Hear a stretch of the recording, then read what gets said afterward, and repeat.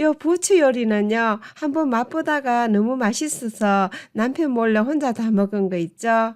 그래서 미안해서 바로 다시 한 적이 있는데요. 원래는 이곳 캘리포니아에 비가 자주 왔어요. 한 달에 한 두 번은 이 부추를 베어 먹는 것 같아요. 어젯밤 내린 비로 아직 땅이 젖었는데요. 부추는 다년생이라 그러죠. 요렇게 베어 먹고 나면은 몇 주 후면은 또 이만큼 자라는데요. 그러다 보니까 저희 집에 부추 요리가 끊이질 않는 것 같아요. 이 부추는 간의 채소라고 불릴 만큼 간 건강에 좋다고 하는데요. 해독 기능과 간에 도움이 되는 영양소가 풍부했어요. 간이 안 좋은 분들이나 위장이 안 좋으신 분들은 즙으로 해서 드시고 효과를 보고 계신다고 그러죠. 깨끗이 씻은 부추를 250g 정도 준비해 놓았고요. 먼저 두부부터 지져야 할 것 같아요. 왜냐하면 두부를 굽는데 시간이 좀 걸리거든요. 두부는 350g을요, 1cm 정도 두께로 썰어주세요. 이렇게 썰은 두부는 도마에 가지런히 놓아주시고요. 약간의 소금을 뿌려서 밑간을 해주세요. 소금을 뿌린 후에 한 10분 정도 두었다 하면 좋긴 한데요. 저는 바로 하도록 할게요. 달군 팬에 약간의 기름을 넣고요. 면보로 두부의 물기를 한번 닦아내주세요.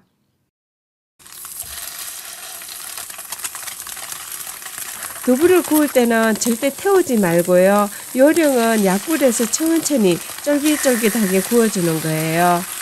두부를 굽는 동안에 다른 재료들 준비할게요. 준비해 놓은 부추 250g을 6-7cm 길이로 잘라주세요. 두부에 비해서 부추가 엄청 많이 들어가죠? 그래서 더 맛이 있을 거예요. 이렇게 썰어 놓고요. 마늘은 10톨 정도를 준비해 주시고요. 마늘도 다른 음식에 비해 많이 들어가는 편이죠. 왜냐하면 요 마늘이 또 맛을 내주거든요. 곱게 다져서 준비해 주시고요. 요 두부는 약불로 해서 천천히 중간중간 봐가면서 구웠는데요. 정말 노릇노릇 맛있게 구워졌네요. 구워진 두부를 꺼낸 다음에 한 소끔 식힌 후에요. 가늘게 이런 식으로 채 썰어 주세요. 다시 팬에 넣고 살짝 볶아 주시고요. 두부를 쫄깃쫄깃하게 구워야 식감이 좋더라고요. 이제 양념을 해볼 텐데요. 약간의 기름을 넣어 주시고요. 마늘을 향이 나도록 볶아 주세요.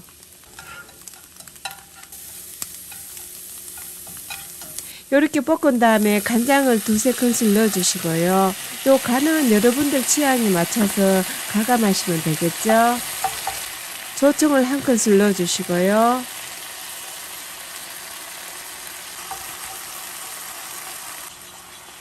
후춧가루도 약간 넣도록 할게요.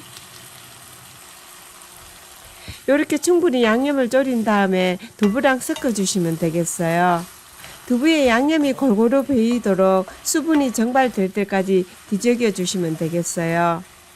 국물이 거의 졸아들면은 이때 부추를 넣어 주시고요.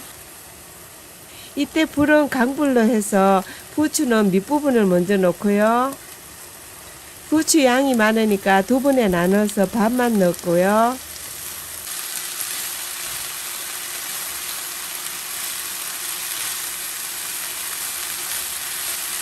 한번 요래 뒤적인 다음에 남은 부추를 마저 넣도록 할게요. 부추를 넣고는 바로 불을 꺼주세요.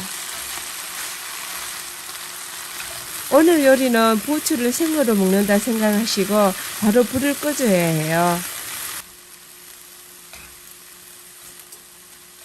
그리고 요거는 취향인데요. 원하신다면 레드 칠리 페퍼를 약간 넣어주세요.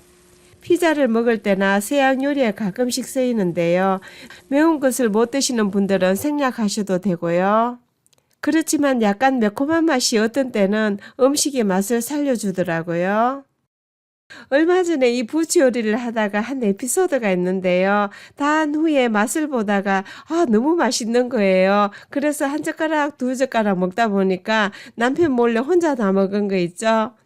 그래서 미안해서 텃밭에 나가서 부추를 배워 가지고 다시 요리를 한 적이 있는데요. 그때 속으로 제가 얼마나 웃었는지 몰라요.